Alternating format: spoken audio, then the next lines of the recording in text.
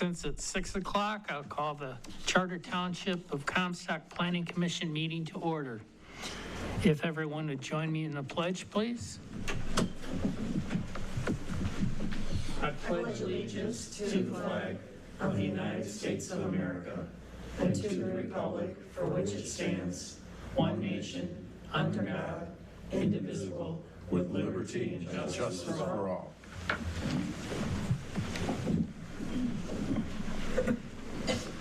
Okay, first item on the agenda is the approval of the agenda. Do we have any changes, Kyle? Not that I'm aware of, Mr. Chair. I'll make a motion to approve the agenda. Support. All in favor? Aye. Aye. Motion passes. Okay, the next is a little different. Approval of the minutes. And the first one we're going to approve is August 28th.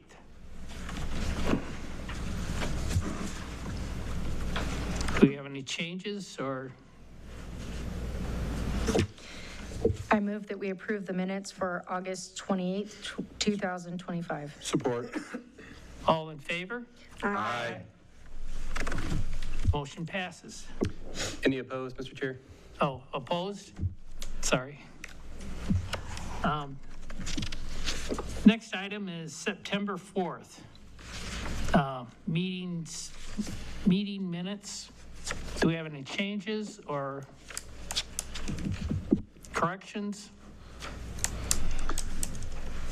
I make a motion to approve the September 4th, 2025 meetings minutes. Support. All in favor? Aye. Opposed? Motion carries. The next item is the minutes from September 11th, 2025. Do we have any corrections, changes, or anything on this? If not, I would entertain a motion. I make a motion to approve the draft minute meetings from September 11th, 2025. Support. All in favor? Aye. Aye. Opposed? Motion carries. The next item is citizen comments. A citizen may state their name and address and may speak only one time for no more than 3 minutes.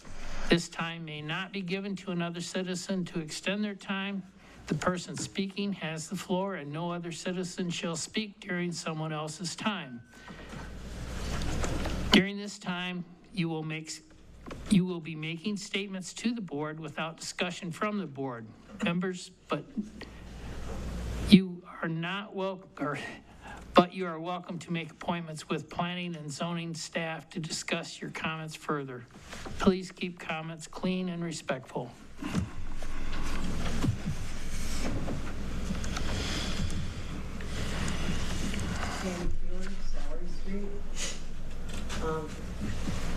I don't think it's on. There. There, is that better? Okay, Tammy Keeler, Salary Street. I don't know if you guys are aware, I think that you are aware that the battery storage company is sending letters to citizens to sell their properties on 28th Street. It's on the Comstock community page. The guy posted the letter on there. They want to buy his property. The one right behind the school where they can get access to that power grid. They're wanting to put on 28th Street. They're sending out letters to people to buy their properties to put that battery storage. We don't want it.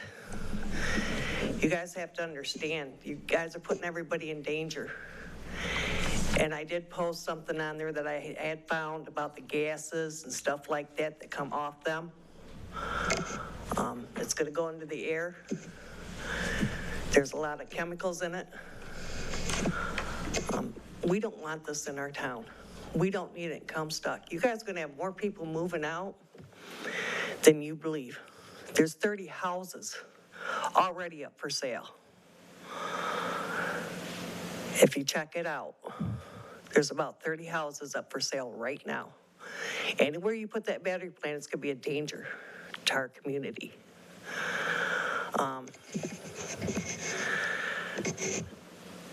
You guys got more fish to fry than soil friends. You should be working on this more than working on people's businesses. You got to understand, this is something that you have to put on your agendas. You have to work on this battery plant. Soil Friends not doing nothing wrong. You guys just got to get this out of here somehow, some way. Nobody wants it in this community. And you guys are going to have more problems with the citizens if you don't get it out of here. I had some guy come up to me the other day, come knocking on my door, tried to sell me solar panels. Asked me if you guys wanted solar panels. I said, I don't know, go ask them. I says, we need our green space. We don't need those solar panels because you can't recycle them. And if you put them somewhere where they're growing things, stuff ain't gonna grow. I even posted a picture of that, what they do with them. They just throw them on a dump. You can't recycle them. And this battery plant, like I said, please try to get it out of our town. And if you look at Copenhagen, they're in England, they're all over the country, not just here. But yeah, that's all I have to say. Thank you. Thank you.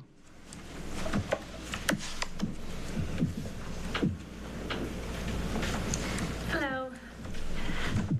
My name is Sarah. I'm with Soil Friends, and I just, because of our name being in the agenda today, our business, first I wanted to say thank you for all of your guys' support and the way that the meeting went last week. I appreciate it, or 2 weeks ago, whenever that was. But all that I wanted to say was that we just started looking for being able to operate under the Michigan state law, and that's it. Thank you. Thank you.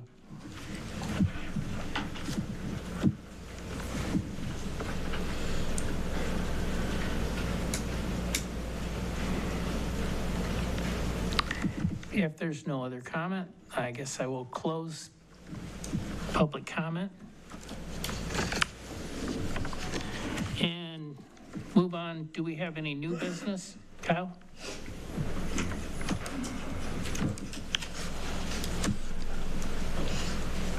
The next item is old business, accessory structures.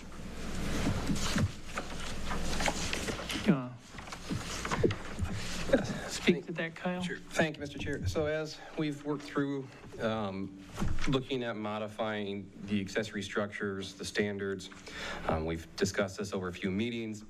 Casey and I have put some of those thoughts and comments onto paper for us, for you to see. So she's added some context here, and in the next sections, I've provided her my overarching comments and themes on this as well. So the first bit here under, C, which is accessory buildings permitted without, special land use. We discussed at a previous meeting, how can we increase the ground floor area to allow homeowners, more space before they have to come before the planning commission if they so choose. How do we make it more of a permitted use instead of having to always go for special land use, which requires the public hearing and so forth. So there was discussion on adding in almost like a credit of 600 square feet up front, and then anything over that would start to trigger your counting towards this lot coverage. So that was one item we discussed. After hearing from the commission in the past, I went back over with Casey and provided some general comments. So I'm going to have the highlighted sections on the screen, but I'm going to read from later sections in your packet of what my notes are. So bear with me here. The first one here discussing, on lots that are 5 acres or less. Her and I were discussing, do we want to increase this, above 5 acres? Do you want to lower it below 5 acres? So as of right now, if our agricultural use buildings on lots of 5 acres or less, this is a trigger provision for us. So do you want to modify that, make it greater than 5 acres where they do not have to come before you? How do you as a commission want to proceed with that? So right now it's between 1 and 5 special land use if they cannot meet these standards. Do you want to go 1 to 10, they need to come before you? Do you want to make it anything over 5, they got to come before you? Or anything over 10, they have to come before you? How, as a commission, would you like to proceed if you so choose? So I can run through all my comments first, or we can go kind of one by one at the. Why don't you go through all your comments, Sure. and then we will discuss it afterwards. That sounds great. Comment number 2 deals with our permitted total floor areas. So instead of taking a provision earlier where we would offer a credit, I mentioned, Casey and I were discussing, why don't we just increase the permitted floor areas by 600, and the table gets rid of any additional language. So, 20,000 square feet or less of a lot size, you would then get 1440 total square footage. So we would just increase these numbers by 600 square feet. It's simple that way, instead of having to do additional, language into here. The next comment we have on here is, should we modify to read agricultural purposes on active agricultural property, or do we not need to modify that? This was brought up in the past of what do we consider active agricultural property or not? Do we need to consider residents who say they're ag property but aren't? So there was some clarification we were seeking on this point. Further on, where we have here is, do we remove a timeline as well? I had suggested remove after 1 or 2 years, these start to fall apart and damage. So for canvas structures, we were looking at, do we permit canvas structures as accessory buildings? How do we look at that? Do we want to have standards for the type of material that can be utilized? Knowing from past experience, the canvas-like structures that go up that are sold at Menards or Home Depot, they're great for a year or 2, but then they get weathered, they get sun bleeds, they start to deteriorate, becomes a concern in that regard. Number 5, do you want to increase the height of the structure from 22 feet to 25, knowing that residents have RVs and other campers, boats that they want to store in a 22-foot, we've heard at times is somewhat restrictive. So do we want to go to 25, give them a little bit more flexibility in how they measure that? What do we have here? 6, consider adding to a subtext to read required rear yard, the area measured from the side property lines, the depth of the rear yard setback for which the property is zoned. As of right now, it says occupy more than 25% of the required rear yard. It may not be intuitive to a resident what the required rear yard is. So our comment was we should maybe define that within this ordinance of how we're measuring the required rear yard. So it's a little bit clearer on that in this regard. 7 is area shall be determined by a ratio of 0.5 foot setback for every 1 foot of building height. This came up to some past comments of how do we want to look at setbacks. That was a suggestion on this. There was some discussion on, do we want to allow it 5 feet from property line? Do we want to go height of the building? Do you want to split the difference, which is where we put in that ½ foot of setback per height of the structure? I'm not beholden to it either way. It was just based on your past comments of potential. 8 is, multiple lots of record. It says where 2 or more contiguous lots are under common ownership and are either wholly vacant or developed with 1 residence. I think Treasurer Bloomfield brought this up indirectly at a past meeting. My concern with the way this reads is if it's 2 lots of record, they're under same ownership, what happens if you sell 1 lot? Now do you have a non-conforming structure if you build across it or build on the other one? So in that regard, we'd like to have some cleanup language. It would help mitigate any potential for creating non-conformities if you're allowing a structure to be built on the separate lot than from the home is. So we would ask for some clarity on that. So that's the first page. Second page, we get into discussed is, should we consider upping it to a 2-acre limit? Because right now it says accessory buildings on a lot or site unit of 1 acre or more. So that's your trigger where it has to come either before you as a special land use or others. So do you want to increase the amount that residents are permitted within this ordinance before they have to come to you in that regard? Vacant parcel lot building may be allowed as a special land use. That seemed confusing in the way it was drafted or inserted in here. 3, where are we at here? If applications requiring a special land use permit hereunder shall be accompanied by 12 copies. we're in a digital age, and I don't really want 12 copies if we have to go back and forth of modifying things, but it is in the ordinance, and you're supposed to submit 12 copies, so that would be a request to strike that, and just say a digital copy and a print copy. But also, hopefully, will be less financially impactful for residents in this regard, because as 7 members of the commission, then that leaves 5 extra copies that we have floating around for what? So that would be an item we'd like to have clarified. And then 4, consider adding an additional note, failure to include the following information may result in the application being considered incomplete. That is just to help us move forward when we receive these applications of what is required. So that way, if a item such as a north arrow or, so forth in here is not included, we don't have to make a comment of that in our staff report. We can just respond back to them and say, hey, this is incomplete. It has not been included in this, instead of you guys getting our staff reports that says, okay, they don't meet this condition. They didn't meet this standard because they don't have these few things. So food for thought on that. So that's a lot of our initial comments on this. Some are for clarity's sakes, others are hopefully intended to mitigate and reduce the burdensomeness of the ordinance. So. Thank you, Kyle.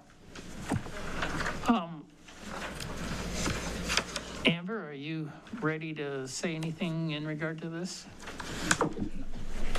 Sure. I don't know that I have an opinion yet about the lot size, but a couple of things you said, Kyle, I'll just comment on. So number 3, where you asked about specifying ag for ag purposes, et cetera. My concern about being really overly specific of that is a property owner that's zoned agriculture has the right to get involved with ag at any given time. And so if we get overly specific there beyond just how the property is already zoned, my concern would be that, okay, does it qualify now but not later, or vice versa? So I don't know. I don't know that trying to get too specific there makes sense. I'm in favor of the 25 feet versus the 22. I like the idea of defining the required rear yard. I think the more simply we can state requirements, the easier it is for residents to understand what they need to do, and it eliminates a lot of frustration, which is great.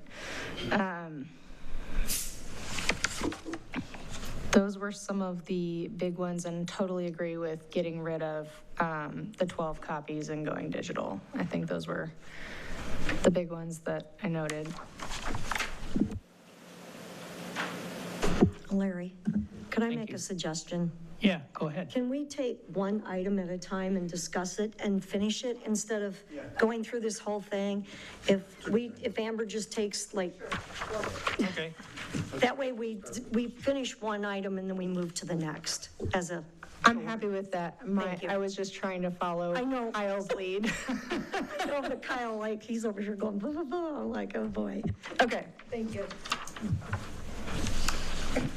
Yeah, so to reiterate, so number 1 would be where the trigger is, use buildings on lots of 5 acres or less. So as Casey's mentioned in the past, anything over 5 acres, are under the conclusion that this provision does not apply, based on how this is written, if we take it in a literal sense. So we're asking do you want to modify this? Do you want to have it set for between the 1 to 5? That's what you would see as a planning commission for regulations come forward through this.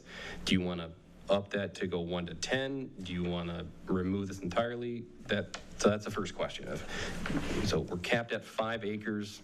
Anything above that, these provisions do not regulate.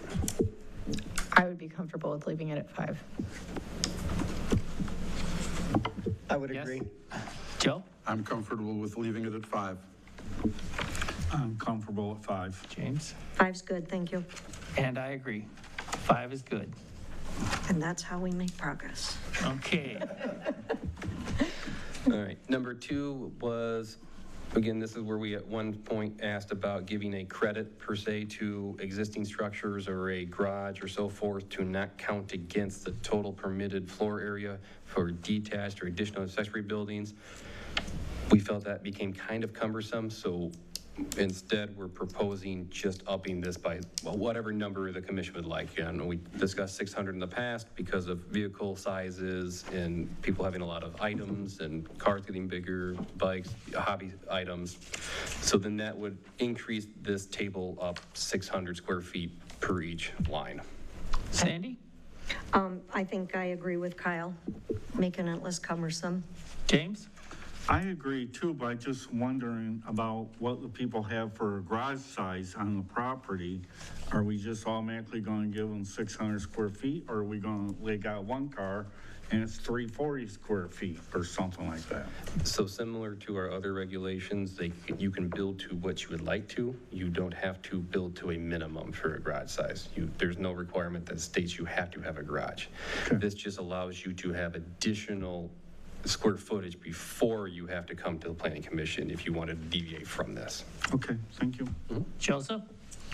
Yeah, no, I agree with including the 600 feet in the permitted amount. Greg? Also agree. Agreed. Okay, I do too. I agree. Okay, number 3 was agricultural purposes and agricultural property. We wanted to bring this forward from the sense of if you are zoned ag, maybe at one point it was agricultural property, it's not in active use, it hasn't been active use for many years. Do you still want to allow these provisions? Do you want it, if we're going to permit agricultural property to be within this stipulation?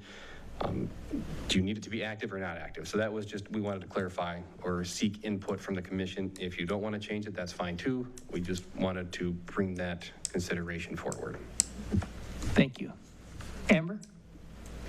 Yeah, so I think it shouldn't, if it's zoned agriculture, it shouldn't matter in what way it's being used currently. Because again, I think people sometimes purchase land based on zoning for their intended purpose. So you would potentially be limiting somebody differently just because the previous homeowner wasn't using the land in that way, shape, or form. So I would, yeah. Greg? I also think we shouldn't modify it. Joseph? I think leave that requirement out. Yeah, leave it as is. James? I agree, leave it out. Sandy? Leave as is. Yes, I think it should stay. All right, no, that's no qualms on mine. 4, fabric accessory structures. This comes more from an enforcement standpoint. The concern, again, being that after so many years out in the sun, the weather, they do get, we'll say, deteriorated. Most homeowners maintain them. There are unfortunately some who do not. So then they become, I don't want to say holy, but they, are no longer functional for the purpose that they're intended for. So the question would be, do you want to still permit or allow fabric structures, or do you want to move away from fabric structures? Sandy? I'm thinking, I agree, it is an ordinance issue, and can be a large one based on what we talked about earlier this afternoon in our previous meeting. I would like to see us give them, how do I want to say this, what they can and cannot use, or do away with them altogether. If they're going to invest in something good that's going to last longer than a year, I would probably be okay with that. James? I feel the fabric structure is almost like a temporary structure, and it's not permanent to last and stuff like that.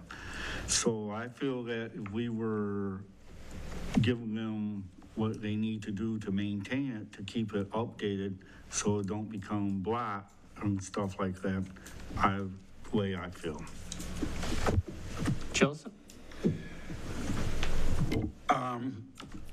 It's an accessory structure, and we have a lot of regulations about accessory structures. They have to, meet those regulations and be in the backyard and such.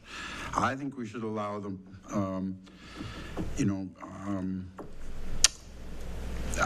it's an accessory structure, and I think we should allow the residents to use that as an option. When they deteriorate, they have to be dealt with as an enforcement issue, I guess. But,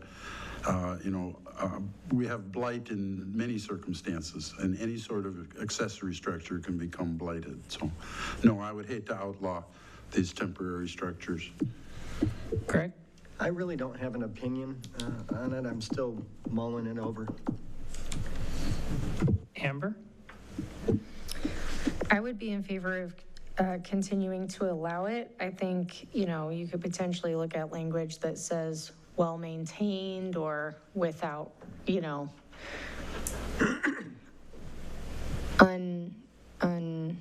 unrepaired rips or tears, something like that, so that there has to be some maintenance, because I don't want to say without rips or tears either, because if you can repair it, you should still be, able to use it. But I would be in favor of language like that if we have those concerns, but I would not be in favor of striking it entirely. Yeah, I'm kind of in the same vein as you. I have a friend that's had one for over 10 years, and it looks like it did when he put it up. And it's still functional, and he has a couple cars in it. That's where I'm at. I have no qualms one way or the other. We can do nothing with it right now and always bring it back up at a later date if that's this. We can look at potential language too, as Amber mentioned, and Sandy with the enforcement issue, to come back. So I'm happy to keep working with Casey on kind of how we want to maybe pursue this further, or we'll just kind of set it aside for this time and readdress it if it comes forward further. Sandy, you have something to say? I was just thinking, I don't like living next to something that looks like that, but that's beside the point. I think that, in my opinion, I think that we should have time to think on this some more. I would like more, and I would like to be able to drive the township and see some of these myself. So that's kind of where I'm at with it. Okay. Number 5, we had increasing the height from 22 feet to 25 on that. Seemed to be a general consensus in the past of allowing for larger structures in order to accommodate more of the hobby sports and hobby activities, especially when homeowners need 14 to 16 foot overhead doors to accommodate those types of equipment. Amber? I'm in favor of increasing the height. Greg? I'm good with it. Joseph? Yes. James? I'm in favor of increasing to 25 feet. Sandy? Increase. I think it should be increased too, for all the motor homes that are showing up lately. All right. Number 6 was the required rear yard, to just kind of clarify what the required rear yard is. It's not common knowledge or common intuitive to what a required rear yard is. Based on the definition, it would be from our setback provisions for that district, from side yard to side yard, and then the depth of those setbacks. It's not, from the back of the home all the way. So it's the non-buildable envelope of the rear yard. So adding a clarification statement in here would hopefully be a benefit. Sandy? Oh, I need to think about this one, I'm sorry. Amber?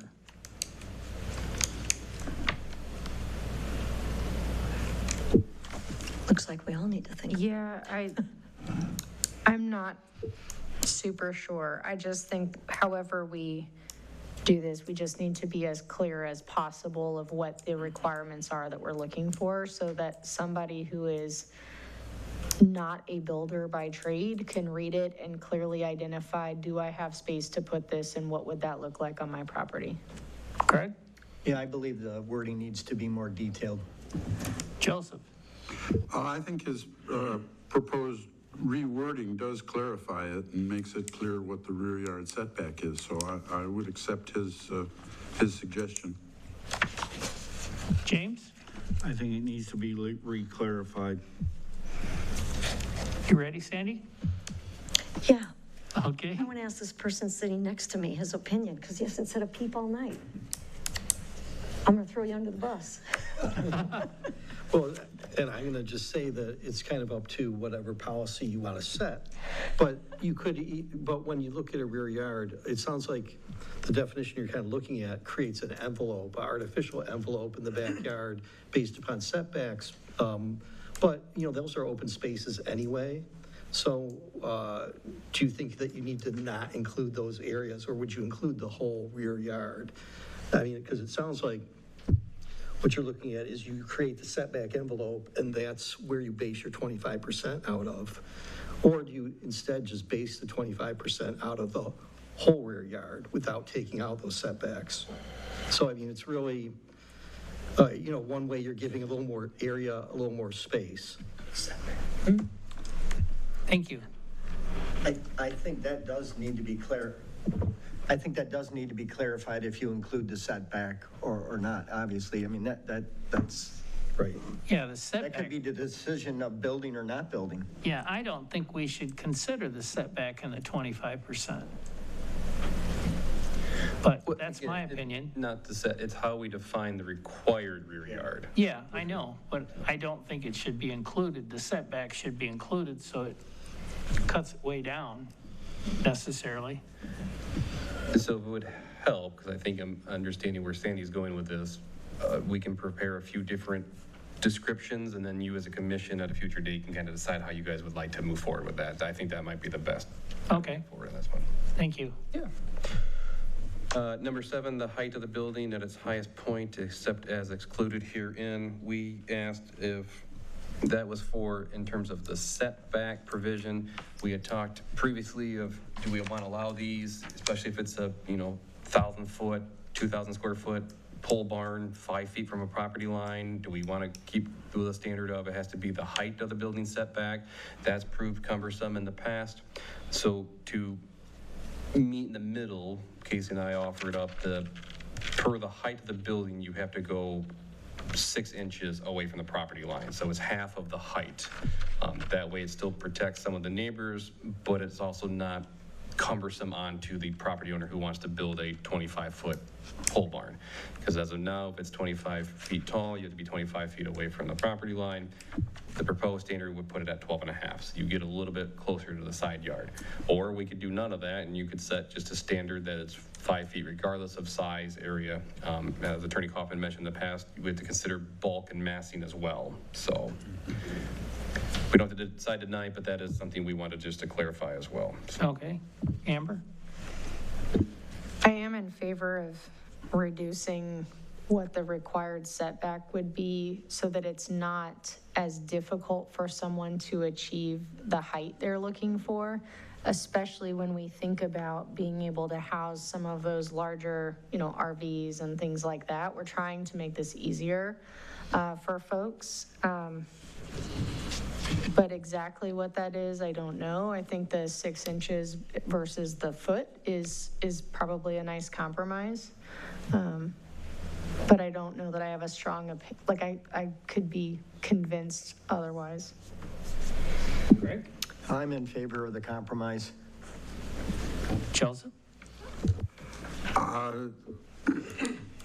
I personally just like a fixed side yard, regardless of the height of the accessory structure. Whatever our side yard setback is, it should be adequate. If the accessory structure is 25 feet, I think, we can live with that, and that would accommodate our smaller lots.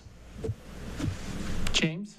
I feel the setback on the side yards and all that, when somebody's got like a mower home or something, they're gonna be on the side, gonna be probably close to the property line to the pole barn. So I really feel the 5 feet is adequate. Sandy? I'm agreeable with the 5 feet as long as the fire department is okay with that for fire structure if we have a fire. So that's where I'm at with it. I'm kind of on the same. I think the 5 feet's okay as long as, the only issue I can see, and I don't think it'd be an issue, if you got a small piece of property, you're not going to put a great big pole barn on it and take the whole yard up, But maybe you would, I don't know. So then, Mr. Chair, if the commission's fine with it, Casey and I will continue to work that, maybe give you a few options to look at, one with the 5 feet, one with the consideration for building code separation anyway, one at the compromise, and then, again, nothing either. So That we'll give you a sounds few potential options to consider. 8 was where 2 or more contiguous lots are under the common ownership and are either wholly vacant or developed with one residence. This posed a concern to us. Again, if you have 2 recorded lots, you own both of them, they're considered contiguous because they're next to each other. You build on the non-home one. What happens in 5 or 10 years if you wanted to sell the non-home one, then you now have a non-conforming structure on that lot. So that's where we were inquiring if the commission would feel comfortable removing this, so that way if you are going to build a accessory structure, it has to be on your principal lot. Well, and I think in that regard, the lot should be combined at that point. And that's what they would have to do if he take his suggestion. Yeah. But that's, Amber, you want to start? Yeah, I guess question, would it make sense, so there was some conversation that we had about accessory buildings on even larger lots, like agricultural lots sometimes, because people want to, they have tractors to store, et cetera. We also had some discussion about people who are putting an accessory structure on first to then build. So, would it make sense to either perhaps include a lot size that would allow you to go ahead, Kyle. Well, I was gonna say, you have a trigger in the earlier portion of this ordinance again, so the anything above 5 acres, you're not subject to this. That's how we've interpreted that. So the 1 acre to the 5 acres is what we're dealing with in here. Yeah. Okay. So then if you are an ag property. Thank you for the clarification. Yeah, I don't know. I don't know, because I do think there's value in being able to have a structure on some of that land potentially, but I don't know that there's a good way to do it while protecting what we're trying to protect. So perhaps, yes, we would, I guess I'll think out loud for everybody to hear, but I think, yeah, I would be in favor of eliminating that. Greg? I'm kind of with Larry. I think at that point, the lots should be combined, so it would be a non-issue. Joseph? Yeah, the lots, we should not allow them to build because they have a lot next door. We should make it a requirement that it be on the primary residence. Now, in the case where someone wants to build an accessory structure before the home, I'm not sure how to deal with that. Yeah. But in this case, if they have 2 lots and they say, well, this is going to be my home and this will be, they should combine them. And the way to do that would be to prevent them from building the accessory structure without the home. So. Pavilion Township says that you can do that, but you have a year to build your house. Oh, okay. Well, if that's workable, yeah. James? I was just going to say, sometimes you can run into some problems when you allow the construction ahead of time. We've been involved in numerous lawsuits where people have built, say they built their pole barn and then said, well, we're going to build a house later. And then they just never build that house. And it's 5 years later and we're in a lawsuit with them because they're not building their house. And what's the likelihood of getting a judge to make them tear down the pole barn? And it can raise some issues in doing that. But the ordinance should treat, when you're going to do something that's basically combining the 2 lots, it should be in here to treat it as a single zoning lot, so it can't be separated out. If you're going to build on the other lot and we're treating it as a single lot, then we have to treat it that way and not allow any kind of divisions of it later. You're not going to be able to divide off the pole barn, something like that. But if you're going to allow, you could allow something like that, like with, on a vacant lot, let them put it, but I do say, I've seen it run into problems when we do that. James? Single tax parcel. one lot. Sandy? I would like to see the lots combined, but I would also like to ask Kyle something based on what we talked about again this afternoon. If there's a possibility if the homeowner, after they combine the two lots, if they added on like an additional structure for additional living for another part of the family, that would be workable, correct? Because it would be one lot. I'm just trying to find a way to use these vacant lots to create something on them where people can use them and they're not just paying taxes on them. To Amber's point earlier, and I appreciate Attorney Thal's comments too, what some communities have done in the past is allow permits to be issued for both the accessory and the home at the same time, and then we softly indicate we don't mind which one you build because you have a permit for both. So if you want to build the garage first, that's fine because you have an active permit for the home. With Mr. Thal's point of the zoning law, I'm happy to write language in that regard. My concern though is then it becomes additional tracking, especially if staff are no longer around, because if you make the ruling it was a zoning lot, someone leaves in 3 or 4 years, no one recalls that it was considered a zoning lot at that time it was approved. So there's ways to do it. I like where he's going with that, but I also see some challenges in execution with that. Yeah, tracking is a problem, but if you use like BSNA software, they should be inputting whenever you give special land use, single zoning law, variances, whatever you're doing should be tracked into that BSNA software. So, whenever there's something going on with that parcel, requests that go on, you can pull that up and see, oh yeah, 20 years ago, this was created as a single zoning lot, and you know that, because those things do get lost if you don't have a proper way of tracking it. Okay, thank you. Would the commission like some couple options on this one as well for us to consider? Yes, please. Okay.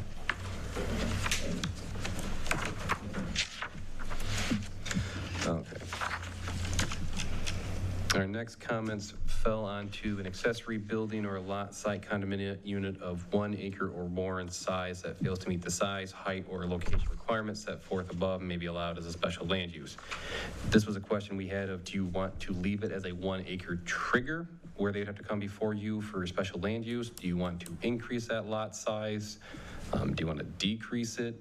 I don't think you probably want to go that route, but still, or we can do nothing, leave it as a 1 acre stipulation. Okay, Sandy?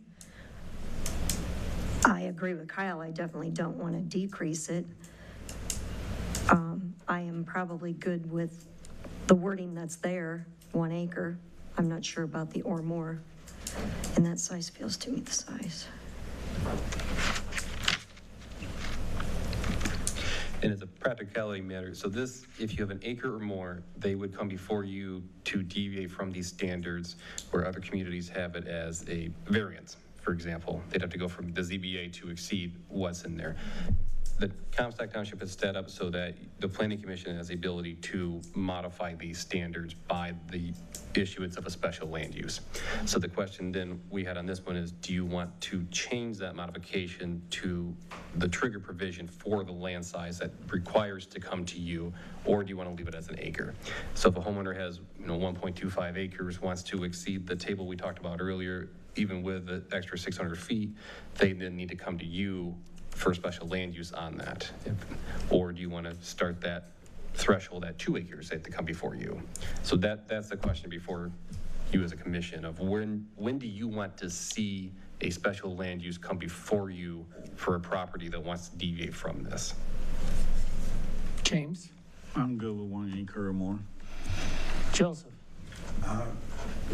I was leaning towards the increase to 2 acres. Craig?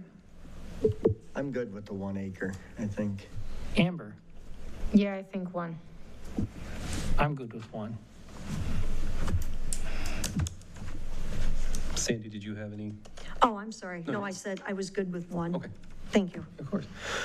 2 was the vacant parcel lot building, maybe a lot of the special land use. We found that description to be confusing. So we'll rewrite that so that way it's not stating vacant parcel lot building. There may have been a time where a comma or some other punctuation was needed at this, but when it was readopted. So Casey and I, with Attorney Thal, like to just rework that sentence a little bit and clarify it because it is not clear. Okay. So that's number 2. So we'll come back with different language for you at a different time on that one. 3, all applications requiring a special land use permit hereunder shall be accompanied by 12 copies. Again, we don't want 12 copies. That's just 11 that sit in the office, and it's just an extra paper we have to now deal with. So we would like to propose modifying that to a paper copy and then a digital. Depending on the size or what's proposed, there is at times they benefit to having a paper size so that it can be scaled for dimensions, especially if it needs a fire or engineering review. But a lot of this is done more digitally. But we just felt that 12 copies is very cumbersome to the applicants. I think, Amber, your thought? Yeah, I agree. I think that's Greg? a simple modification. I agree. Joseph? I agree. James? I agree. Sandy? I agree, anything to save money for I do builders. too. So, moving on. All right. And then under information for 4, this is what it says. Copies of site plan of the subject property drawn to a selected scale containing the following information. So if an application comes forward and does not have this information, it's unclear for us in terms of backing from the ordinance if we can consider that from staff level as incomplete, or if it is not included in here, do we still advance it to the Planning Commission knowing that there are items missing on this? So with that regard, we would like some clarification, clarity in this indicating that these are required elements. I'm not asking for it to be professionally drawn. We just want to know for references size when it comes before you where items lay out. So if they're not on here, then we can send it back to the applicant and say, you have not included all this, therefore we're considering this an incomplete application. Please, modify your drawings or submit with this information. So we would like just a little bit more backing in the ordinance to allow us to submit that. Sandy? I would like to see, I'd like to see that builder or who is ever building save money, and I really do not want to see that go back and say failure to include the following information is going to be considered incomplete. I think we need to do what we can do to help these people move forward with their projects. James? I feel that we have to have some information on these drawings and stuff like that. We need to know what's north, and we need to know the location of the septic and dry well. I do want to not make it difficult for the applicants, but I feel we need to have this information. Joseph? Yeah, absolutely. The staff should have the ability to make sure that the application is complete before they submit it to us. Greg? I don't think we're asking anything outrageous with these demands. I agree. Amber? If we send it back as incomplete and ask them to complete it, do they have to, is there an additional charge to resubmit? Not at my clarification. I'd defer to Casey on that. This would just be more of a sending it back to them saying, hey, I don't see a north arrow on here. Oh, hey, we don't have your property dimensions. Please put that on there. It's items we do already, but on the very rare off chance that we get any pushback where they don't want to do that, we would like the ability to say, okay, then we cannot advance this to the Planning Commission because you don't have these elements as stipulated in here. So to Treasurer Bloomfield's point, we're not in any way trying to make it more challenging for them. We just want to make sure that we have consistent information to present to the Planning Commission for review. We do what we can to help work with applicants, especially when they come in. We'll help screen it in that regard, let them know, okay, you're having this, or I don't see a north arrow, I don't see the property dimensions. It's not intended to be cumbersome. It's more just intended to make sure that you have the information you need. And it's a rare case, but we would still like some clarity language or requesting it. My next question is, does the applicant get clear details when they apply, or are they gonna have to go through the ordinance to know, like, hey, these 4 items are gonna be disqualifiers if, like, are we clear about that at time? So that, because if I have 4 things I gotta go do, easy, right? But if it's unclear, or I have to go hunting for these things and I don't know, again, we could be adding friction points. So I'm happy to send it back as long as we're clear on the front side. And we can work with other township staff to make sure that it's within the application that these are items needed. So, and we'll be upfront with that. And I know when Casey works with applicants coming forward, she is helpful to the extent that she can be. And I'm good with it as long as those items are made up front clear. Or clear up front. We maybe start to transition, or I'll recommend it internally, to include these provisions in applications that we get forward, just add it as part of the application material itself. So when any resident or builder comes in and wants to submit one for your consideration, it's attached to their application, so they have all the stipulations right there as well. But I do not want to discredit any, especially Treasurer Bluefield's comments on here, so I'm happy to hear more of her thoughts on this. So is this going back to the engineer then? Whoever Mainly? would submit it, yes. So that's where I was going with the cost with this, and I know what you're all thinking, but if it's something that small and minute, and what are we talking, Kyle, for one small revision for a builder for something like that? Because I have no clue. You'd have to look. Most of the applications that come forward to you in this regard for residential are drawn by the resident. Okay. And we've accepted that, and that's been past practice for a while. I'm thinking of the residential, you know, a commercial building should have The all this anyways.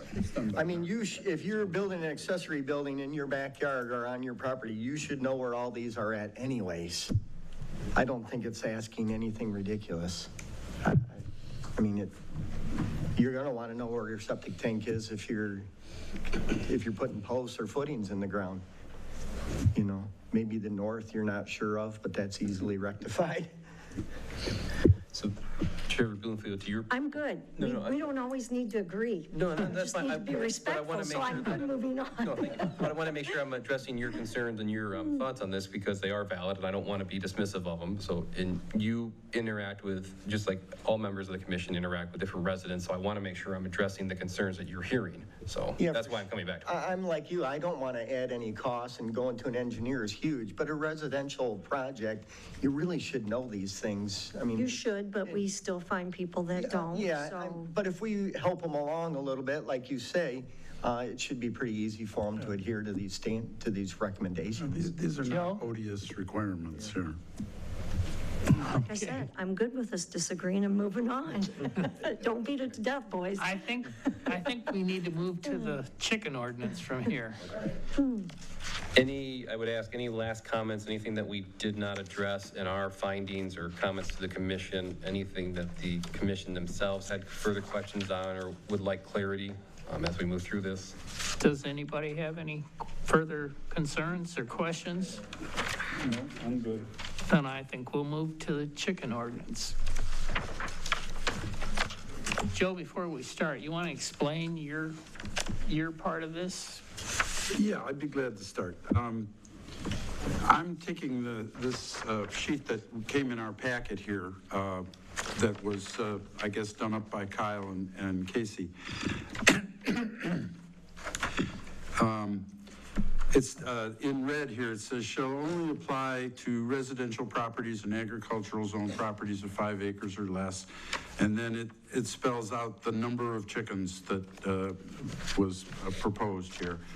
And that's the little sheet that I handed out was to replace those standards. But first I would say, I would like to see, in addition to that first sentence, shall only apply to residential properties and agricultural properties, agriculturally zoned properties of 5 acres or less. And when I read that, it confused me because it seemed like it applied to residential properties of 5 acres or less.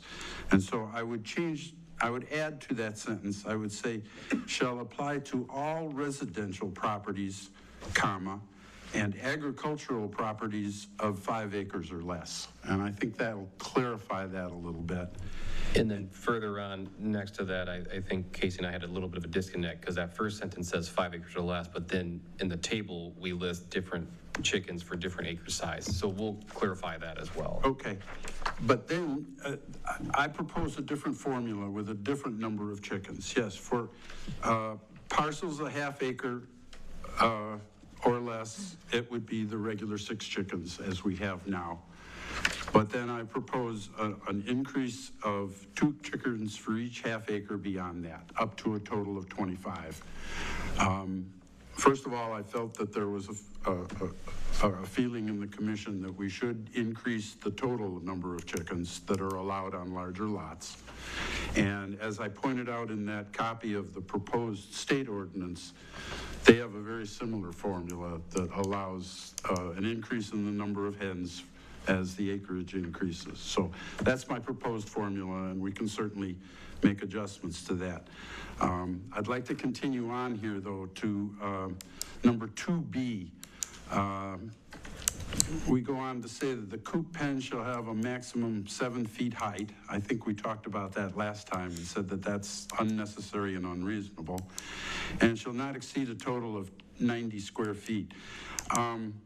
I would like to eliminate all of the requirements in here, other than say that the coop shall conform to our accessory structure requirements and allow that to determine the height and the size and meet the conformity as far as total accessory structure and all the rest of it. I don't know why we would make it anything other than a normal accessory structure. The only thing I would like to see included is a minimum. The suggested minimum per hen is 2 to 4 square feet, and I would propose that we say that the coop shall contain a minimum of, say, 3 square feet or 4 square feet for each hen that is proposed.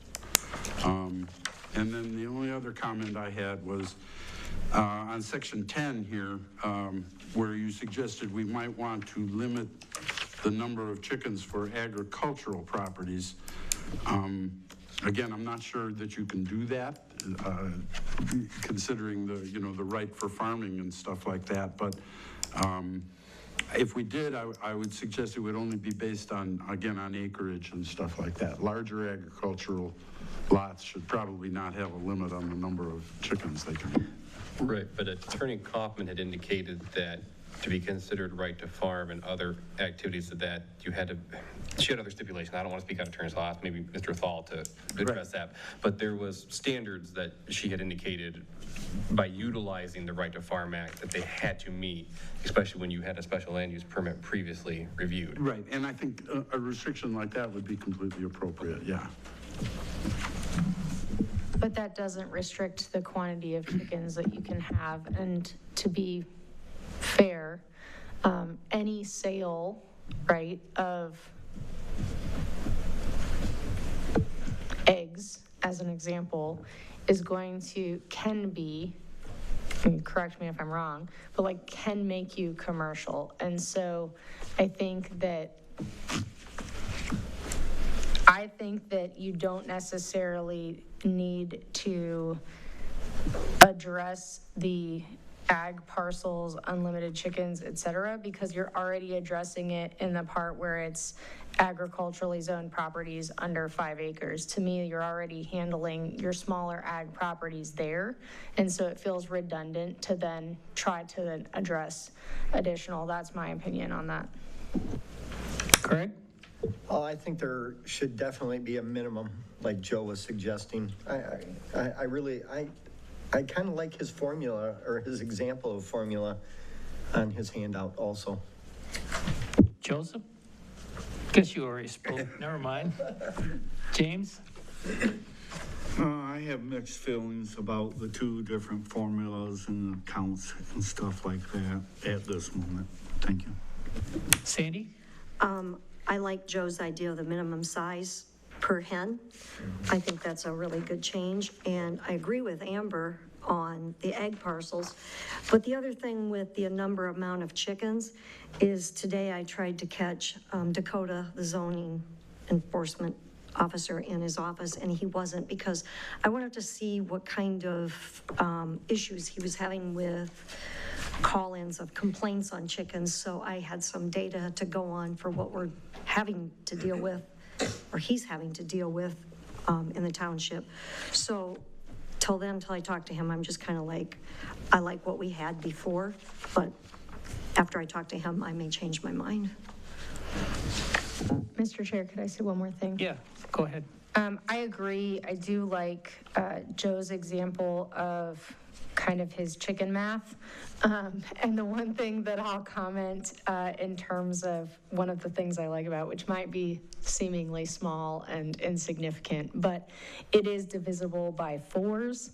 And a lot of the places that you can purchase chickens require you to purchase them in no less than 4 at a time. And so there is something to be said if you had 4 chickens and you wanted to increase your flock size and you were to go to Blaine's or Tractor Supply or the common places that residents may choose to go, you oftentimes have to get 4 more chicks. So nice math done by Joe.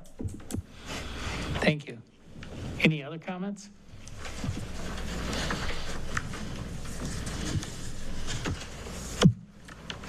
So, Mr. Chair, for clarity, we're considering, you would like us to write up utilizing Mr. Weintraub's example of, up to 1/2 acre, 6 maximum hens. Each additional half acre over that, you get 2 additional hens up to a maximum of 25. Is that consistent with what? I think that's what most of the commissioners thought.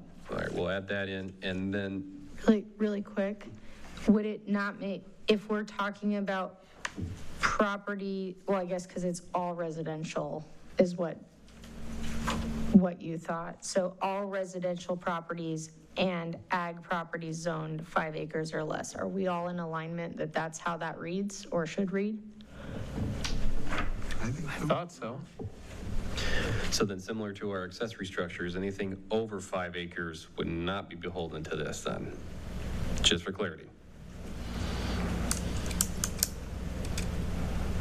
So how does the commission? Agricultural properties over 5 acres. Right. Yeah, All just residential. agricultural. All residential properties. I mean, even 15-acre residential properties. I guess if that were the case, I would just like to see the zones in there. And the only reason I say that is that our agricultural zone is ag residential. Like, we don't have straight agricultural. And so I think it could be confusing if we're going to say it that way. That I would like to see the zones, all of the residential zones that it would apply to, and then AGR, greater than 5 acres. That would be clearer, yeah. Any other comments?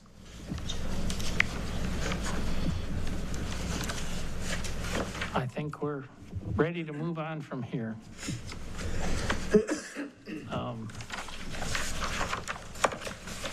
And I guess, Kyle, you want to speak to this, or? I am going to defer to Attorney Thal on this one. Okay. If I can. So the next item is at Soil Friends? Yes. Okay. Yeah, so I've looked at this a bit. I'm very familiar with the case law from Peninsula Township and the regulations that were looked at in that case, and its potential impact on what looks like your conditions that you placed on Soil Friends when you granted the special land use. So it looks to me like you placed, and I'm going off this letter from Kustra, but it's also in the meeting minutes and so forth, but you have hours of limitation as a condition, and then you have this no amplification of music outside the barn and no use of speakers outside the barn. The hours, case law says that we can control the hours of operation. That's not something that is beyond our ability to control. But what it does say is it says that we cannot prohibit amplified music. So I think we're pretty much, in terms of this case law, we're out of line on the fact of the no amplification of music outside the barn and the no use of speakers outside the barn, to that extent that if you have this license that he has, he was allowed to have, by state law, provides, you're not required to receive a permit for the performance, playing of an orchestra, piano, or other types of musical instruments or singing. So you can't prohibit those things outdoors. You can regulate those items, and we do regulate noise. We have a noise ordinance to regulate noise. So if somebody's doing something that violates a noise ordinance, we have those provisions. But in terms of the prohibition of it, we should not have that as a condition. So I don't even think it requires bringing the application before you or anything of that sort. I would recommend that the Planning Commission just make a motion tonight, actually, to strike the Soil Friends special exception use conditions regarding the no amplification of music outside the barn and no use of speakers outside the barn, just as a matter of law, that those things would not apply any longer. There still would be, the case law is clear that you still can place limitations on that, but that's not what we did in this case. We just prohibited. And so, on that basis, I think we should, on our own, as a planning commission, move to strike those conditions based upon case law. And I think that's what, if you look at Attorney Kuster's letter, that's what he does, take issue with.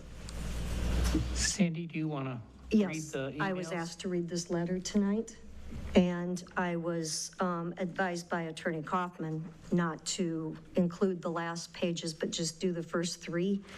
And once I am done reading it, I would like to address one or two things that you did not. Attorney Thal, please, if I could.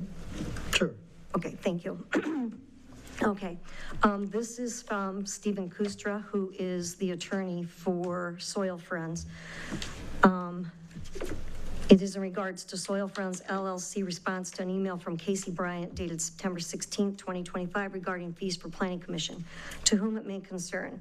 We are currently engaged by represent Soil Friends LLC and its owners Benjamin and Sarah Martin in both of their ongoing, litigation against Comstock Charter Township. How do you say that? Interlilia? I think I did it right. Interlilia, and serve as general counsel. As you may be aware, the ruling from the United States District Court for the Western District of Michigan, Wineries of Old Mission Peninsula versus the township, clarified the basis for state law pre-exemption of township ordinances by the Liquor Control Commission Code, MCL 436.1101, and limits the township and the limits of the township authority in light of such action against businesses licensed by the MLCC.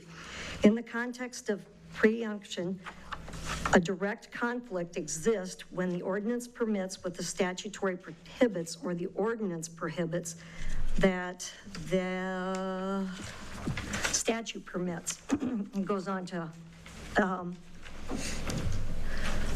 put in their case law again of an actual case that happened.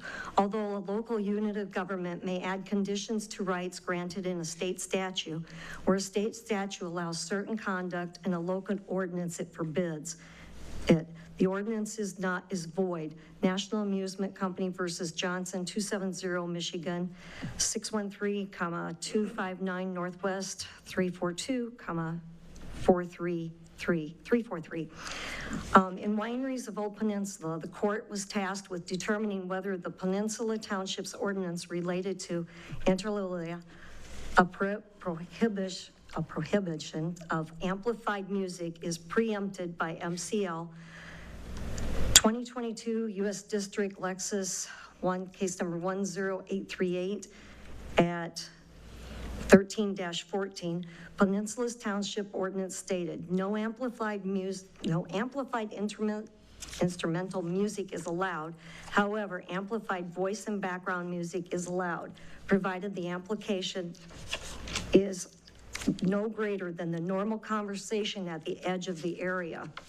However, establishments that hold an on-premise consumption license under the MLCC are not required to receive a permit for the performance or playing of orchestra, piano, or other types of musical instruments or singing. The court held that the complete prohibition of amplified musical instrument music is preempted by Michigan law, which expressly allows certain licensees to have musical instrumental performances without a permit. However, the regulation of the amplification level of music is not preempted. As you may be aware, Soil Friends was granted a special exemption use and a site plan approval from the Comstock Township Planning Commission on April 27, 2023. Pursuant to Soil Friends SEU approval, Comstock's Planning Commission imposed the following conditions, including inter alia. I think I said that wrong this time.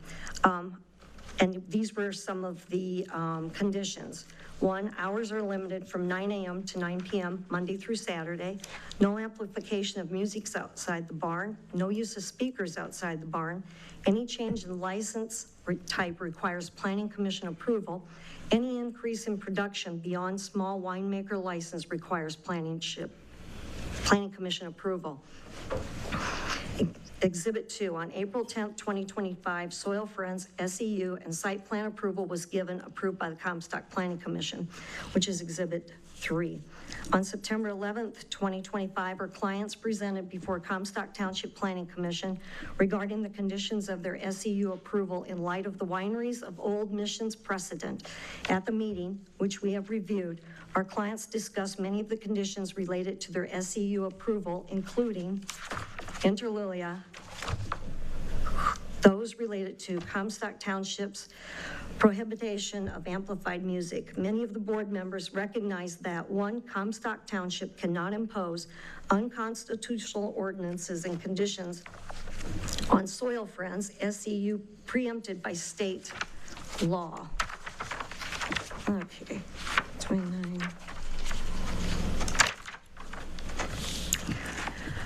No enforcement order to be entered for a period of time. Did I miss something there, Mr. Thal? No. Okay. From, No law, okay. Number 2, no enforcement, a non-enforcement order be entered for a period of time. And 3, a waiver of fees be entered. Despite this motion having passed the Planning Commission of Comstock Township, it is unsurprising that Comstock Township's board refused to amend their agenda to include discussion of this at their meeting on September 15, 2025. On September 16, 2025, Ms. Casey Bryant sent an email attached here too as Exhibit 4, stating that the failure of the Township Board to amend the agenda has resulted in no fees being waived, nor any pause of enforcement. Rather, Ms. Bryant indicated that our clients will be forced to pay $600 to appear before Comstock's Planning Commission, and implying that the conditions of Soil Friends SEU are of legal and in force effect. Comstock Township's decision to continue to impose significant financial hurdles on our clients, wherein Comstock Township's conditions for Soil Friends SEU have been determined to be unconstitutional, and it is not only observed but blatant bad faith. There is no basis to require businesses like Soil Friends to pay fees, wherein Comstock Township is obligated by law to ensure that their ordinances, regulations, and conditions are constitutional. As experience has shown, our clients are not afraid of exercising their rights to the fullest extent as permitted by law. We will not hesitate to hold Comstock Township and its officials to the rule of law. Despite our clients' attempts to proceed in good faith and abide by the proper procedures for resolving these issues, it is apparent that Comstock Township and its officials are committed to acting in violation of clear precedent and state law. Based on the foregoing, our clients will be exercising the right to have amplified music, and any attempt to seek enforcement against them for exercising such rights will result in legal action against Comstock Township. We respectfully request that this letter be read at the next Comstock Township Planning Commission meeting and the board meeting. Yours truly, Stephen Kustra. Thanks, Sandy. When they came, when Mrs. Martin came before this planning commission, she was here in good faith, in my opinion. And I felt like, as being the liaison between the planning commission and the township board, it was my duty to bring it forward, not only because she had brought it to my attention, but I just don't understand why we continue to not let this business operate according to state laws. And the one that I think that really concerns me, Attorney Thal, is the right to produce more than hard cider. And you're the attorney, but it was just so blatantly, I can't even find the words for Monday night's board meeting, what happened. I mean, to have me add it to the agenda as the Planning Commission liaison, and the same board members vote not to even listen to what it was that I had to say. I mean, here I am trying to protect the township from more litigation and work with a business in this community, and then I get accused of not getting it on the agenda when I explained that our Planning Commission meetings are Thursday nights and the Township Board packet comes out Thursday afternoon. And there is no adding anything to the agenda once it comes out till it is in front of the board. Am I correct with that, Attorney Thal? I don't think that we're really considered to change the agenda once it's been posted till it comes before the Township Board. Do you understand what I'm saying? Yeah, you have board policies, and I You're not quite familiar. It's yeah, okay. not It's quite okay. familiar I didn't with all mean to the put you on the policies, spot with right. that. So, and the things that Mrs. Martin was standing up here asking for, I don't think we're out of line at all for them to move forward with their business till this could be handled. And this board was in agreement with a 6-0-1 vote with one person abstaining. And there's a lot of other things that are going on with this, and I'm not at liberty to sit and talk about them unless it would be in closed session. So with that, I'll end. Thank you.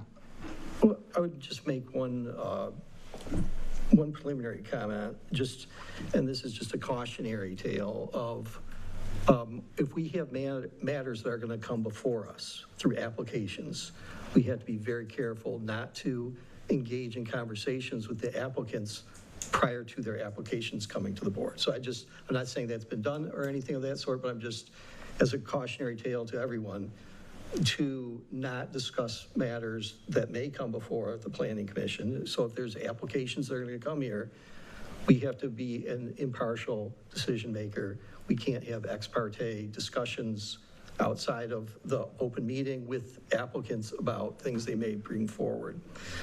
Because what that does is then it opens up those decisions that are made to challenge. So that's just an initial preface to that.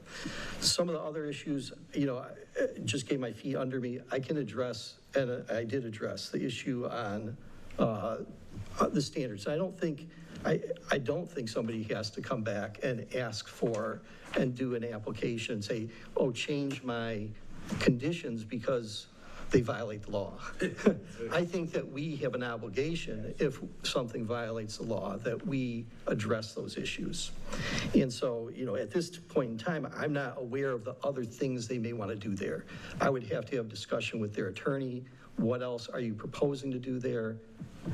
And determine whether those things whether we're preempted or not.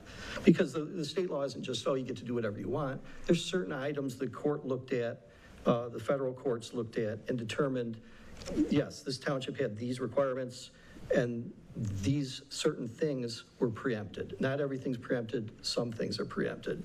And so you really have to do a case-by-case analysis of whatever they're asking for to determine whether or not that's preempted. But I can tell you, in terms of live music, our restrictions there are not appropriate under the current case law.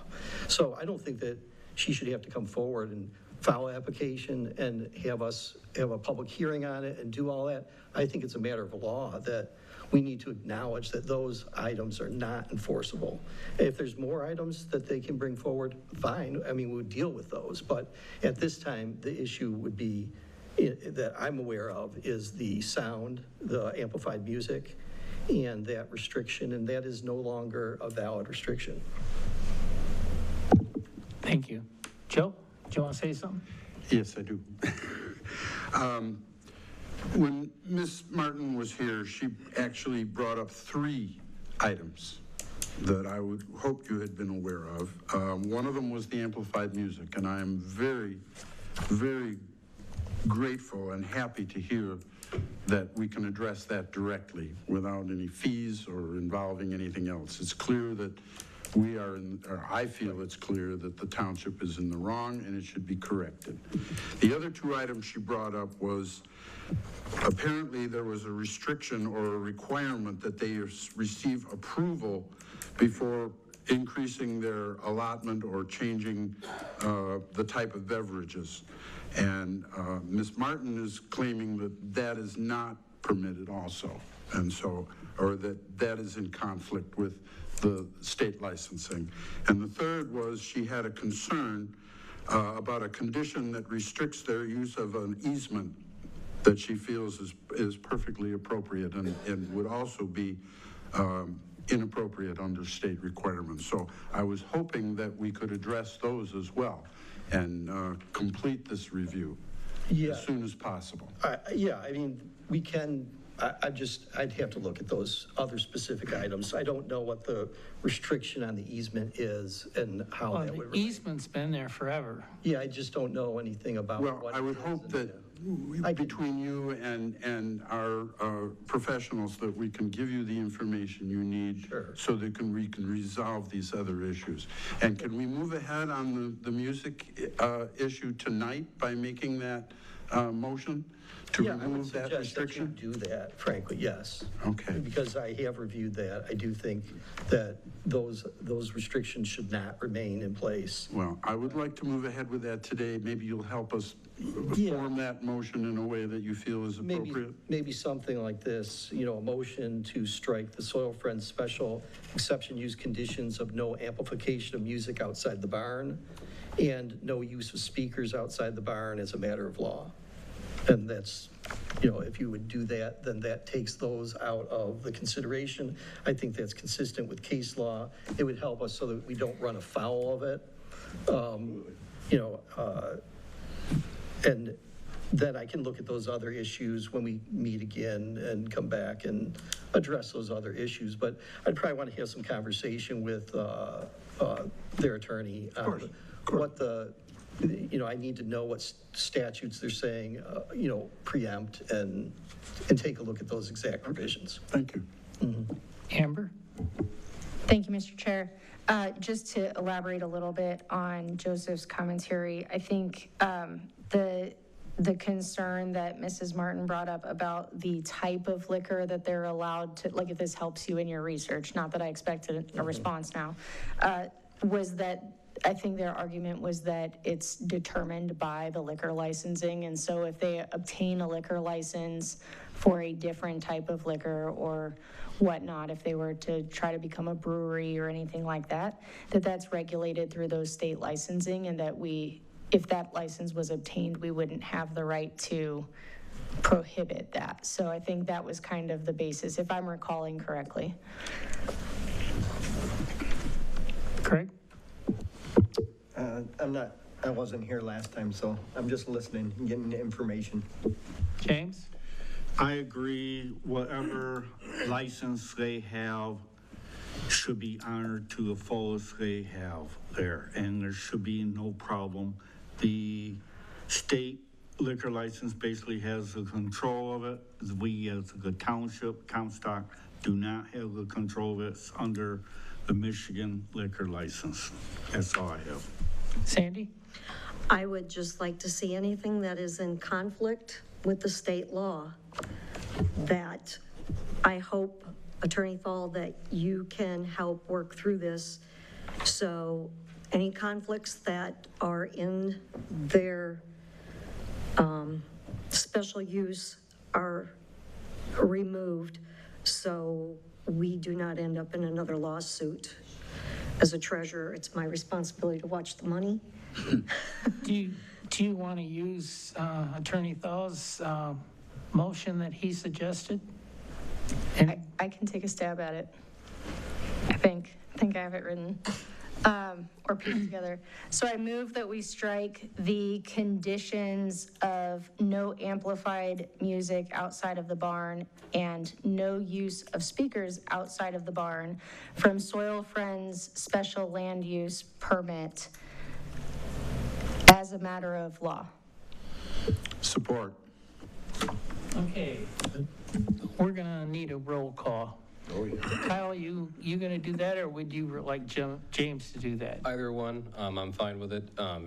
I would like Attorney Thaw, though I know we don't have Mr. Sherwood here tonight. But for clarity, do we need to address anything with that? Because he is I believe, a named party on that. I know he's not here tonight. Is there any concern with him? No, I have no concern with the litigation aspect of it. That is, it's different than what we're dealing with today. Perfect. Thank you. All right, so for clarity, if you vote yes, you're voting to strike the provisions as motioned by Amber. If you vote no, then you're voting to uphold the conditions within the special land use. Does that, questions on that? Okay. Treasurer Bloomfield? Yes. Kreitzer? Yes. Chair Nichols? Yes. Weintraub? Yes. Nowak? Yes. Lawrence? Yes. All right, motion passed 6-0. Thank you. I would like a little more discussion. I guess now, Attorney Thal, after we've accomplished this for them, what is the next step for you? What's your timeline looking at for this business for checking the rest of these? And then for the board, I have a few questions also once you respond. Well, I would intend, what's the date of your next meeting? Let me look here. Because what I'd like to do is be able to bring back to the next board meeting, but again, I want to be able to have conversation with their attorney. In the meantime, have him tell me specifically, I want to analyze the law specifically, tell me what sections, are applicable, and I'll look at them and, come back to you with a recommendation. I appreciate your help Yeah. on this, as the rest of the planning commission does. September 9th. Okay, or October. October 9th. No, excuse I me. thought it was the 16th, because we No, have it's the 9th. CIP. No. 9th, Is it? yes. We meet on the 9th and the 16th in Yeah. October.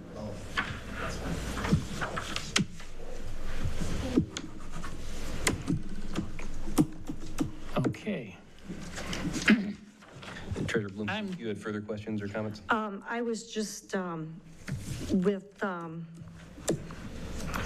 Soil Friends here. I just really appreciate the work that the Planning Commission has done, and Attorney Thal, the same with you, and you, Kyle, to move this forward and be done with it so we can move on and move forward. I mean, this Planning Commission has been just bombarded with BESS and Soil Friends, and we just really want to move forward with some of the other things like our ordinances for structures and chickens. Thank you. Okay, I'm not sure, Kyle. It says on here, potential closed session. I believe that was in reference to the legal opinions that were requested previously. I don't know if Attorney Thals had a chance to review those with Attorney Kaufman. So that was just a placeholder, and they were put on the agenda prior to legal counsel changing. Okay, so, Yeah, I didn't know if that meant the Soil Friends issue was the. No. Or no. something else? It's something Okay. else. Oh, yeah. All right, okay. So then I guess we will strike I'll find that out one. more about that. So we'll work with Attorney Thal further on that, and then we'll bring that back at a later date when that is ready. Okay. In that case, we're moving on to citizen comment, and No? We No. have no BESS, do we? That's later, never mind. Best is after citizen comment, apparently. Why is that? Well, Oh, because- It's done under future action items. but I thought we were going to review some of the corrections in here. Mr. Chair, would you like me to address that before we get Yeah, to this comment? please. So we put informational only for the best ordinance so the commission could see what has been so far proposed to change. Based on the last conversation we had with CIP, they were going to review sections and areas of the township that may be applicable. So they requested the 30 days to do that. After that 30 days, we're going to come back, which is the 16th of October, meet with them, hear their findings, and then make any additional tweaks. Casey would like to have the ordinance as drafted so far in front of you, so when we do get to the stage where we need to move it forward to a public hearing, you're aware of what has been proposed so far. So that's why it's information only, it's just so you can see what changes have been proposed so far. There is still one typo in here, or one area I feel has not been corrected. That's section 2. It still amends the AGR to add as a special use. This should be changed to light industrial rather than AGR. That's on page 56. That was the only reason I wanted to, get that corrected before we have a final draft.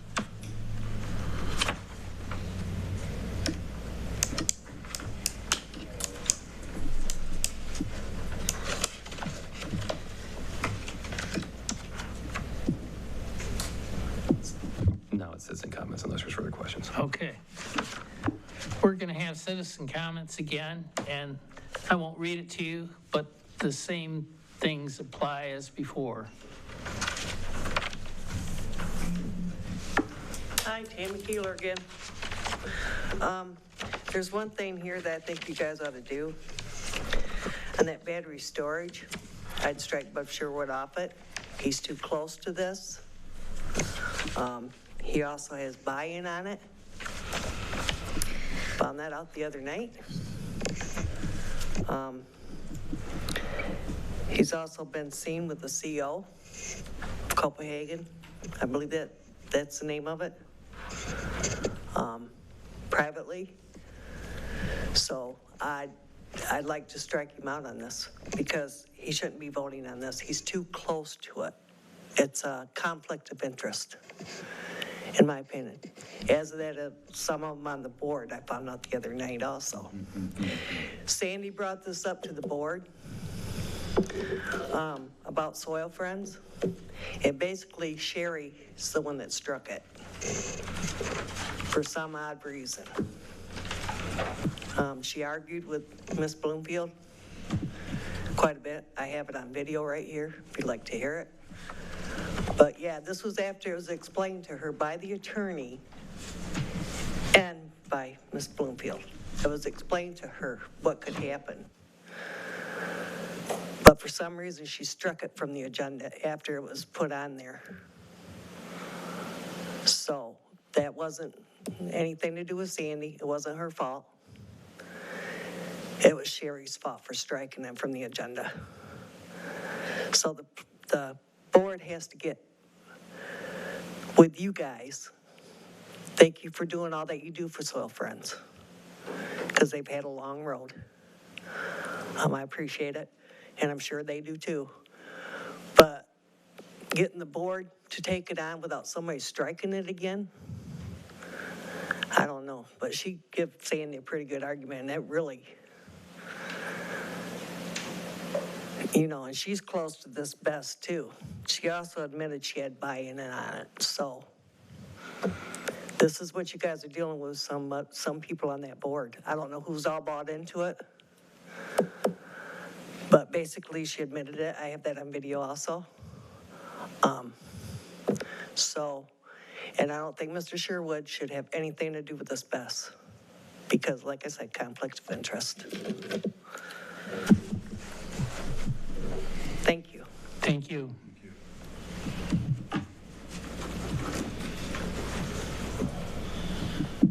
David Adler, I live on 28th Street. As one of the properties sent a letter about selling or leasing property. I own the property right at the corner of where the power lines are to the west of me and to the north of me. So it's the access. I butt up to the access that they use to get to jack to the substation. I can see the other from my backyard, I can see the property that the Best Company, I can't remember their names, purchased, or my understanding is originally for the batteries. And I talked to the guy a couple days ago, he said something about, asked, why would you be interested in this in my property and our property? Because there's 4 properties that they, I guess, need or want. And when you already have the property over.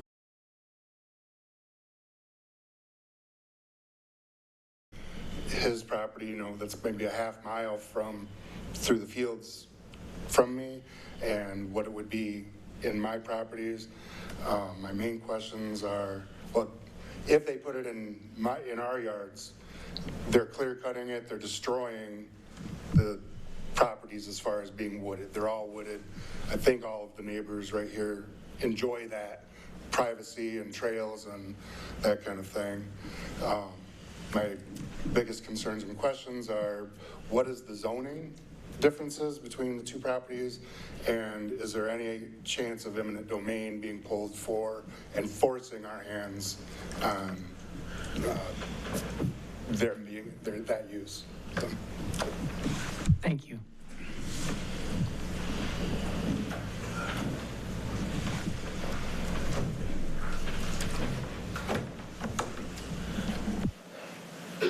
All right, John Dickman, Township President. Everybody kind of knows who I am, or at least knows what I wear every day. But anyway,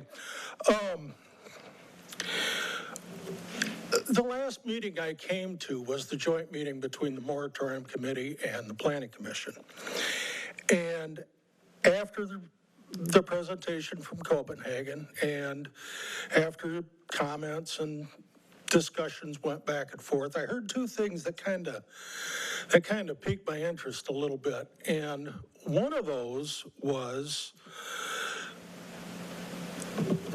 there was 2 members of that joint committee that basically told Copenhagen, find a different spot to put this. We'll work with you as much as we can, but find a different spot to put this. Well, apparently they are now. They're not moving it very far, but they're trying to find a different spot to put it. It's got to be within so many feet of a substation, which brings up another point. When the LM overlay was passed, all year long, all I've been hearing about this is setback, setback, setback, setback, setback. Okay. Copenhagen offered a 1,300-foot setback that basically got rejected. But yet the LM overlay only requires a 300-foot setback, which is less than what the original ordinance was. On top of that, what clicked in my mind real quickly was the farmland on K Avenue, on K Avenue up to 33rd Street, that's zone light manufacturing, okay? Well, with a 300-foot setback, they can put that thing 300 feet from 100 families in Grandview Hills. Come on, did anybody even think this through? What's the matter with the people that live in Grandview Hills that everybody hates on them? Their kids go to Galesburg schools, so they don't count?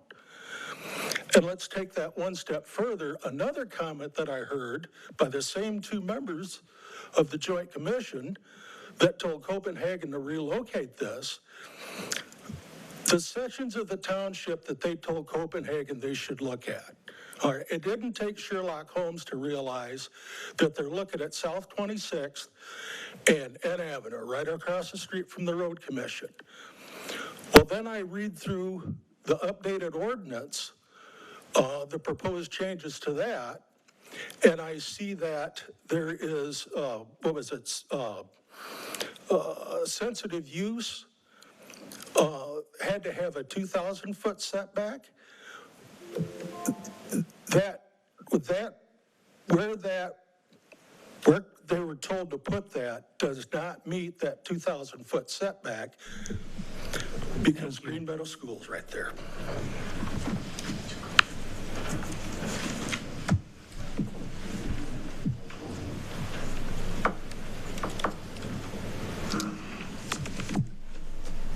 Guess I'll close public comment.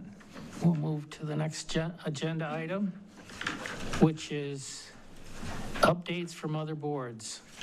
Sandy? I think you all got it with Soil Friends tonight. That was the big news.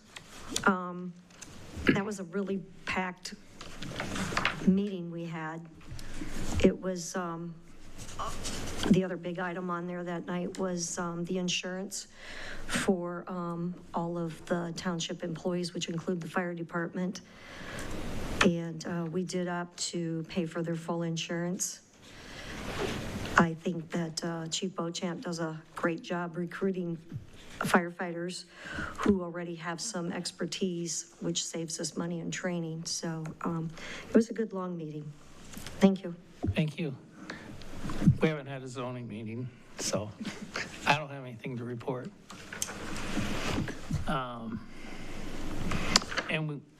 Training updates, Kyle, do you know? The only item coming forward next month is the Michigan Association of Planning, the annual state conference in Kalamazoo at the Radisson on the 22nd of October through the 24th.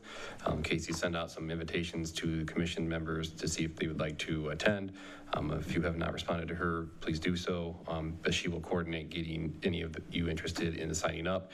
There are going to be a plethora of sessions, probably on renewable energy, downtown living. They do a wide range of topics across the state. Housing's another one. So it is a beneficial conference for you as commission members to go to see what other municipalities and areas of the state are dealing with as well. So that's the only other training update we have at this time. Thank you. Next item is planning commissioners' comments. Amber? Okay. A couple of things that I just want to take an opportunity to clarify, particularly around some of the concerns with BESS. So to be clear, no ordinance has been approved, nor do we have the authority to do that. We get to make a recommendation to the board, and then the board makes a decision. And I think what we're trying to accomplish first and foremost is to get the battery storage away from the school, because we've heard loud and clear that that's the citizens' primary concern. We've reviewed some overlay district options in order to try to incentivize a different location. What I want everyone to understand is that we could submit amendments to the current ordinance to the board, and they can choose to vote down anything that we submit, and the ordinance, the original ordinance as it stands, would be in effect. And that would put that square where everyone is afraid of it going. And so we're trying to find a way. I just want everyone to understand kind of where we're trying to work through this, is we're trying to find a way to have buy-in from the board in getting the changes that we need to get in order to try to protect what's most important. Because if we can't create an ordinance that feels like it is workable, the board has the right to vote that down, and then the moratorium will ultimately be lifted, and the ordinance, the original ordinance, will be in play because it was already approved and passed. So I just want to give some clarity to where we're trying to find compromise. It's not necessarily it's just trying to work through all of the solutions to try to find the best one for the community. But we do risk, and I do know there's concern that if the ordinance that we put forward is not deemed workable, or if CIP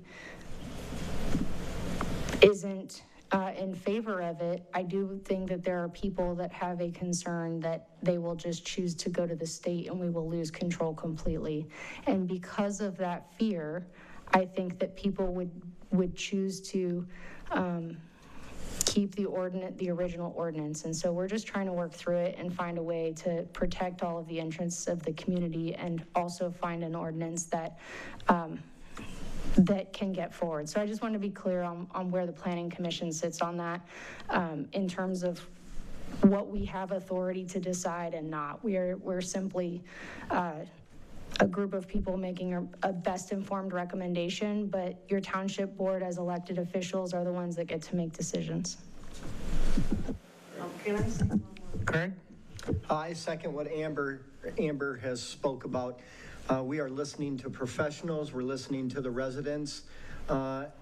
We are hearing what the residents are saying, and we're trying to compromise with CIP, and we're trying to have that workable ordinance.